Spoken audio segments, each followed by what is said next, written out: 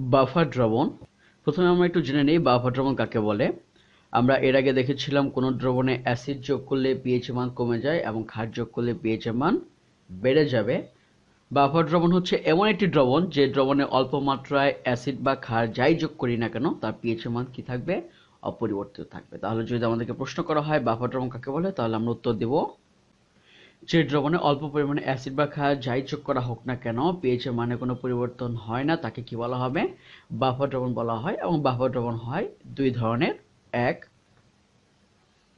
অম্লীয় buffer দ্রবণ, দুই ক্ষারীয় buffer দ্রবণ।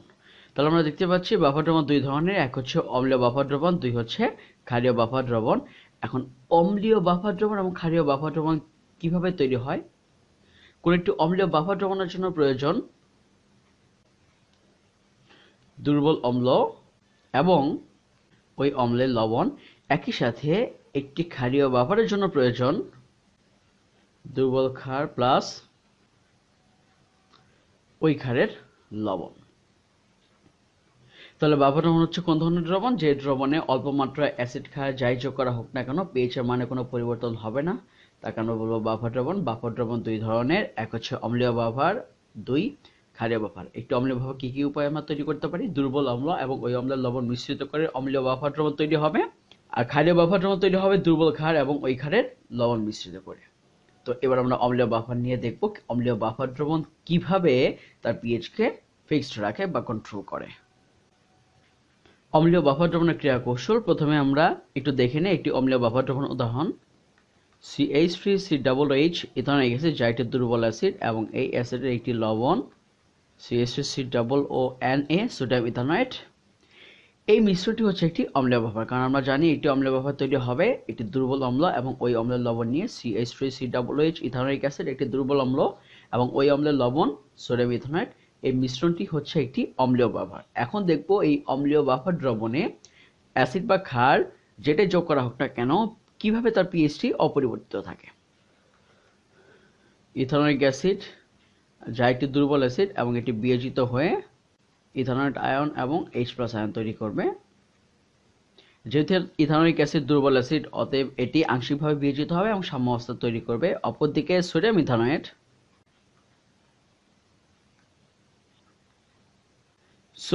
একটি তীব্র লবণ, কারণ আমরা অ্যাসিড এবং ক্ষারের শুরুতে পড়েছিলাম দুর্বল অ্যাসিড থেকে যা তৈরি হবে সবই কেমন হবে? শক্তিশালী। আর শক্তিশালী থেকে যা তৈরি হবে সবই কেমন হবে? দুর্বল হবে। যেহেতু ইথানোয়িক অ্যাসিড একটি দুর্বল অ্যাসিড এবং তার লবণ CH3COONA, অতএব অবশ্যই এটি তীব্র বিশ্লেষ্য হবে। এবং এই জন্য আমরা দেখতে পাচ্ছি CH3COONA এই লবণেটি পুরোপুরি বিয়োজিত হয়ে যাচ্ছে। এবং যে ব্যাপারটি লক্ষণীয় যে এখানে একটি তীর চিহ্ন এবং অ্যাসিডের ক্ষেত্রে দুটি তীর চিহ্ন রয়েছে। এটা আমরা মনে রাখবো, কারণ অ্যাসিডটি আংশিক মাত্রায় বিয়োজিত হবে আর লবণটি সম্পূর্ণরূপে বিয়োজিত হবে, কারণ লবণটি কেমন? তীব্র বিশ্লেষ্য। এবার আমরা দেখবো এখানে অ্যাসিড যোগ করলে কি হবে এবং ক্ষার যোগ করলে কি হবে। ক্ষার যোগ করা মানে হচ্ছে OH- যোগ করা। আমরা যদি এই বাফার দ্রবণে OH- আয়ন যোগ করি তাহলে কি হবে? আমরা এখানে দেখতে পাচ্ছি মোট দুটি ধনাত্মক আয়ন রয়েছে, একটি হচ্ছে H+, অপরটি হচ্ছে সোডিয়াম প্লাস। অর্থাৎ OH- আয়ন গিয়ে এই দুটো আয়নের যে কোনো একটির সাথে যুক্ত হবে। এখন প্রশ্ন হচ্ছে কোনটির সাথে যুক্ত হবে? এই OH- আয়ন গিয়ে দ্রবণের H+ এর সাথে যুক্ত হয়ে পানি তৈরি করবে। এখন প্রশ্ন হচ্ছে H+ এর সাথে কেন যুক্ত হলো, কেন সোডিয়াম প্লাসের সাথে যুক্ত হলো না? আমরা জানি ধাতুতে সক্রিয়তা সিরিজ ছিল, সেখানে সোডিয়ামের সক্রিয়তা অবশ্যই হাইড্রোজেনের চাইতে বেশি ছিল। অর্থাৎ ইলেকট্রন ছাড়ার ক্ষেত্রে সোডিয়াম অবশ্যই হাইড্রোজেনের আগে ইলেকট্রন ছাড়বে। এমনকি আমরা সক্রিয় সিরিজে দেখেছিলাম সোডিয়াম অনেক উপরে এবং হাইড্রোজেন অনেক নিচে রয়েছে। তার মানে নিঃসন্দেহে সোডিয়াম এবং হাইড্রোজেনের মধ্যে সোডিয়ামের সক্রিয়তা বেশি। কিন্তু যখন এই দুটি আয়নে পরিণত হবে সোডিয়াম প্লাস এবং H+, নিঃসন্দেহে H+ এর সক্রিয়তা সোডিয়াম প্লাসের চাইতে বেশি থাকবে। তার মানে পরমাণু অবস্থার সক্রিয়তা সিরিজ যা থাকবে আয়ন অবস্থার সক্রিয় সিরিজ সম্পূর্ণরূপে উল্টে যাবে, রিভার্স হয়ে যাবে। অর্থাৎ সোডিয়াম ইলেকট্রন ত্যাগ করবে দ্রুত, কিন্তু H+ ইলেকট্রন গ্রহণ করবে আগে। অতএব H+ এবং সোডিয়াম প্লাসের মধ্যে অবশ্যই H+ এর সক্রিয়তা বেশি থাকবে। ঠিক এই ব্যাপারটির জন্যই আমরা যখন বিশ্লেষণ পড়ব তখনও দেখতে পারবো যে দ্রবণে H+ আয়ন এবং সোডিয়াম প্লাস আয়ন এই দুটির মধ্যে অবশ্যই H+ আয়ন দ্রুত ক্যাথোডের দিকে যাবে এবং দ্রুত ইলেকট্রন গ্রহণ করবে, কারণ H প্লাসের সক্রিয়তা অবশ্যই সোডিয়াম প্লাসের চাইতে বেশি। ঠিক এই জন্যই ক্ষারের OH মাইনাস আয়ন দ্রবণে H প্লাস আয়নের সাথে যুক্ত হয়ে পানিতে কনভার্ট হলো। এবং আমরা জানি পানি হচ্ছে নিরপেক্ষ, পানির দ্রবণে পিএইচ পরিবর্তন করবে না। কিন্তু এই পানি তৈরিতে যে H প্লাস ব্যবহৃত হয়েছিল, এই H প্লাস ছিল দ্রবণের H প্লাস। তার মানে হচ্ছে আমরা যখন ক্ষার যোগ করছি, এই OH মাইনাস দ্রবণের H প্লাসের সাথে যুক্ত হয়ে পানি তৈরি করছে। পানি পিএইচ পরিবর্তন করবে না, এটা ঠিক, কিন্তু পানি তৈরিতে যে H প্লাসটা ব্যবহৃত হচ্ছে তা ছিল দ্রবণের H প্লাস, অর্থাৎ দ্রবণে মোট H প্লাসের পরিমাণ কমে যাচ্ছে। যেহেতু দ্রবণে মোট H প্লাসের পরিমাণ কমে যাচ্ছে, অতএব নিঃসন্দেহে পিএইচ এর ভ্যালু পরিবর্তন হওয়ার কথা। কিন্তু আমরা দেখতে পাচ্ছি এখানে ইথানোয়িক অ্যাসিড সাম্যাবস্থায় রয়েছে। যেহেতু H প্লাস আয়ন OH মাইনাসের সাথে মিলে পানি তৈরি করলো এবং H প্লাসের ঘাটতি দেখাচ্ছে, অতএব সাম্যাবস্থা কি হয়ে যাবে? বিনষ্ট হয়ে যাবে।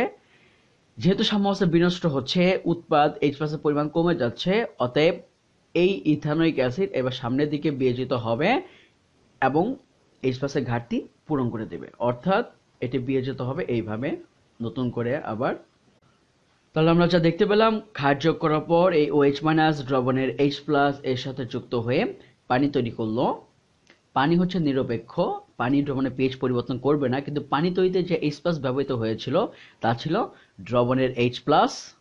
যেহেতু দ্রবণে H প্লাসের পরিমাণ কমে যাচ্ছে এবং ইথানোয়িক অ্যাসিড সাম্যাবস্থায় ছিল, সাম্যাবস্থা থেকে H প্লাস পরিমাণ কমে গেল, অর্থাৎ উৎপাদ কমে যাচ্ছে, অতএব সাম্যাবস্থা বিনষ্ট হলো এবং ইথানোয়িক অ্যাসিড তখন সামনের দিকে বিয়োজিত হয়ে যে H প্লাসের ঘাটতি ছিল সেটি পূরণ করে দেবে, অর্থাৎ দ্রবণে যে H প্লাসের পরিমাণ যা ছিল তাই থেকে যাচ্ছে। অতএব আমরা দেখতে পাচ্ছি এই বাফার দ্রবণে অল্প মাত্রায় ক্ষার যোগ করলেও তার H প্লাসের পরিমাণ প্রায় একই থাকছে, তার মানে দ্রবণের পিএইচ পরিবর্তিত হচ্ছে না। এবার আমরা দেখব অ্যাসিড যোগ করলে কি হবে।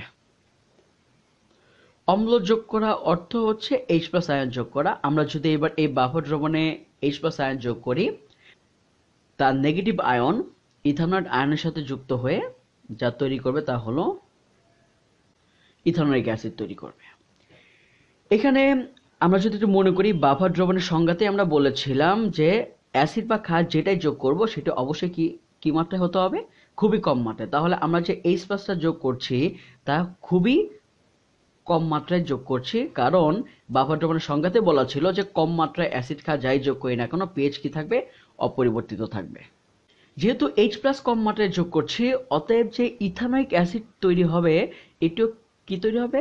খুবই কম মাত্রায়, কারণ যতটুকু H প্লাস যোগ করব এটিকে ইথানোয়িক অ্যাসিড তৈরি করবে। যেহেতু H প্লাস আমরা কম যোগ করছি, অতএব ইথানোয়িক অ্যাসিডের পরিমাণটা কি থাকবে? কম থাকবে।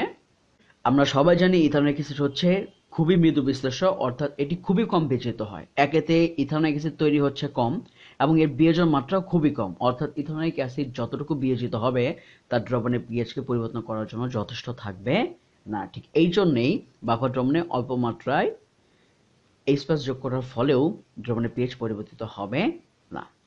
তাহলে আমরা যা দেখলাম, এই অম্লীয় বাফার এখানে ক্ষার যোগ করার পর OH মাইনাস দ্রবণ H প্লাসের সাথে যুক্ত হয়ে পানি তৈরি করলো এবং পানি তৈরি হওয়ার ফলে দ্রবণ H প্লাসের ঘাটতি দেখাচ্ছে এবং পরবর্তীতে ইথানোয়িক অ্যাসিড তার সাম্যাবস্থা থেকে নতুন করে বিয়োজিত হয়ে ওই H প্লাস তৈরি করে দেবে এবং আলটিমেটলি দ্রবণে H প্লাসের পরিমাণ যা ছিল তাই থাকবে।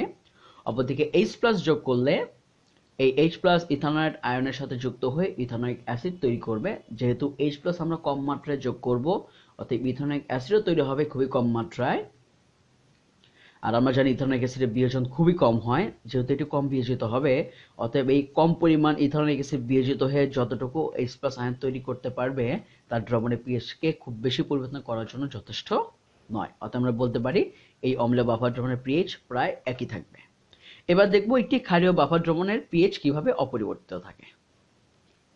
ক্ষারীয় বাফার দ্রবণের ক্রিয়া কৌশল। প্রথমে আমরা একটি ক্ষারীয় বাফারের উদাহরণ দেখব। আমরা জানি ক্ষারীয় বাফার দ্রবণের জন্য লাগবে একটি দুর্বল ক্ষার এবং ওই ক্ষারের একটি লবণ।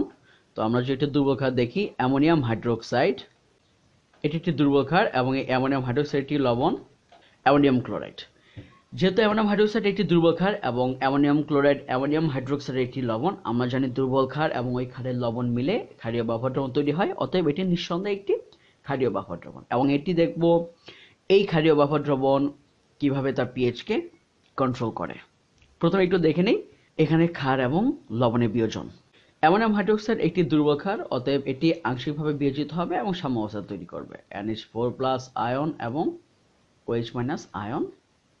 অপরদিকে দুর্বল ক্ষারের যে লবণ সেটি কেমন হবে? তীব্র, অতএব অ্যামোনিয়াম ক্লোরাইড এটি সম্পূর্ণরূপে বিয়োজিত হবে NH4+ এবং Cl-। এইবার এই মিশ্রণে যদি আমরা অম্ল যোগ করি, অ্যাসিড যোগ করি, তাহলে দেখি কি ঘটে। অম্ল যোগ করা মানে H+ যোগ করা। আমরা যদি এবার এই মিশ্রণে H+ যোগ করি এবং আমরা যদি আয়নের সক্রিয়তা সিরিজ খেয়াল করি, তাহলে দেখতে পারবো OH- এর সক্রিয়তা অবশ্যই Cl- আয়নের সক্রিয়তা চাইতে বেশি। অর্থাৎ H+ যোগ করলে এই H+ অবশ্যই দ্রবণের OH- এর সাথে যুক্ত হয়ে পানি তৈরি করবে, কারণ OH- এর সক্রিয়তা যেহেতু Cl- এর চাইতে বেশি, অতএব OH- H+ এর সাথে যুক্ত হয়ে কি তৈরি করবে? পানি তৈরি করবে। আমরা জানি পানি হচ্ছে নিরপেক্ষ, পানির দ্রবণে পিএইচ পরিবর্তন করবে না, কিন্তু এই পানি তৈরিতে যে OH- ব্যবহৃত হচ্ছে তা হচ্ছে দ্রবণের OH-, অর্থাৎ আমরা বলতে পারি দ্রবণে OH- এর পরিমাণ কমে যাবে, কারণ দ্রবণের OH- H+ এর সাথে যুক্ত হয়ে পানি তৈরি করছে। যেহেতু দ্রবণে OH- কমে যাচ্ছে, অতএব আমরা বলতে পারি দ্রবণে H+ এর পরিবর্তন হওয়ার সম্ভাবনা রয়েছে। কিন্তু অ্যামোনিয়াম হাইড্রোক্সাইড এই দ্রবণে আংশিকভাবে বিয়োজিত হয়ে সাম্য অবস্থা ক্রিয়েট করেছে, এবং যেহেতু এই সাম্য অবস্থা থেকে OH- এর পরিমাণ কমে যাচ্ছে, অতএব আমরা বলতে পারি সাম্য অবস্থা বিনষ্ট হচ্ছে এবং অ্যামোনিয়াম হাইড্রোক্সাইড সামনের দিকে বিয়োজিত হয়ে ওই OH- এর ঘাটতিটুকু পূরণ করে দেবে। অতএব এটি বিয়োজিত হবে নতুন করে এবং OH- এর ঘাটতি পূরণ করে দেবে। অর্থাৎ আমরা দেখতে পাচ্ছি এই দ্রবণে H+ যোগ করার পর H+ OH- এর সাথে যুক্ত হয়ে পানি তৈরি করলো। এই পানিতে যে OH- ব্যবহৃত হচ্ছে তা ছিল দ্রবণের OH-, ফলে দ্রবণে OH- এর পরিমাণ কমে যাচ্ছে এবং অ্যামোনিয়াম হাইড্রোক্সাইডের সাম্য অবস্থা নষ্ট হওয়ায় অ্যামোনিয়াম হাইড্রোক্সাইড সামনের দিকে বিয়োজিত হয়ে ওই OH- এর ঘাটতি পূরণ করে দিচ্ছে, অর্থাৎ দ্রবণে OH- এর পরিমাণ প্রায় একই থাকছে, ফলে পিএইচ পরিবর্তিত হচ্ছে না। এবার আমরা দেখব ক্ষার যোগ করলে কি হবে। ক্ষার যোগ করার অর্থ হচ্ছে OH- যোগ করা। OH- দ্রবণের positive ion NH4+ ammonium ion এর সাথে যুক্ত হয়ে অ্যামোনিয়াম হাইড্রোক্সাইড তৈরি করবে। আমরা বাফার দ্রবণের সংজ্ঞা হতে জানি অ্যাসিড বা ক্ষার যেটি যোগ করব সেটি কেমন হতে হবে? খুবই কম মাত্রায় হতে হবে। অতএব এখানে যে OH- আমরা যোগ করেছিলাম তা ছিল কম মাত্রায়, অর্থাৎ যে অ্যামোনিয়াম হাইড্রোক্সাইড তৈরি হবে এটিও কি তৈরি হবে? খুবই কম মাত্রায় তৈরি হবে। অ্যামোনিয়াম হাইড্রোক্সাইড মৃদু বিশ্লেষ্য, আমরা জানি এটি একটি দুর্বল ক্ষার, অতএব এটি মৃদু বিশ্লেষ্য। একেতে এটি তৈরি হচ্ছে কম পরিমাণে, দ্বিতীয়ত এটি আবার মৃদু বিশ্লেষ্য, অতএব অ্যামোনিয়াম হাইড্রোক্সাইড এই কম পরিমাণ অ্যামোনিয়াম হাইড্রোক্সাইড বিয়োজিত হয়ে যতটুকু OH- তৈরি করবে তা দ্রবণে পিএইচ কে পরিবর্তন করার জন্য যথেষ্ট হবে না। অতএব আমরা বলতে পারি এই অ্যামোনিয়াম হাইড্রোক্সাইড এবং অ্যামোনিয়াম ক্লোরাইডের মিশ্রণে যে বাফার দ্রবণ, এই বাফারে অম্ল বা ক্ষার যোগ করলে তা পিএইচ মানে পরিবর্তন হচ্ছে না, অর্থাৎ পিএইচ প্রায় একই থাকছে। ঠিক এইভাবেই একটি অম্লীয় বা ক্ষারীয় বাফার দ্রবণ তার পিএইচ কে কন্ট্রোল করে, তার পিএইচ কে ফিক্স রাখে। এই পরবর্তীতে আমরা দেখব কিভাবে একটি বাফার দ্রবণের পিএইচ গণনা করা যায়। ধন্যবাদ সবাইকে।